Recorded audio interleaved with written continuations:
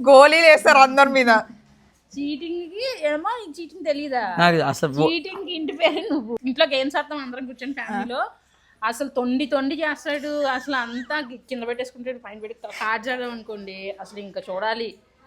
అసలు వీళ్ళు బాగా నెక్స్ట్ ఇద్దరికి ఇదే పని. ఎవరు ఫస్ట్ బాగా తొండి చేస్తారు. మీకు ఇప్పుడు ఒకటి చెప్పాలనిపిస్తుంది, యుద్ధానికి అనవసరం తప్పెవరిదనే విషయం, కారణం ఏదైనా లక్ష్యం గెలవడం ప్రధానం. అలాగని ఇప్పుడు యుద్ధం అది అట్లా, అందుకే రూల్స్ అండ్ రెగ్యులేషన్స్ గేమ్ లేని గేమ్స్ ఆడతాను నేను. అందుకే యుద్ధం సన్సెట్ అట్లా ఆడరు, దానికి టైమింగ్ పెట్టుకుంటారు, అవన్నీ ఉంటాయి రూల్స్, అయ్యి ఆడాలి. ఏ ఓడిపోయినప్పుడల్లా ఇట్లానే కథలు చెప్తారు. ఓడిపోయిన వాళ్ళు ఎప్పుడు సూక్తులు చెప్తుంటారు ఇట్లాగా.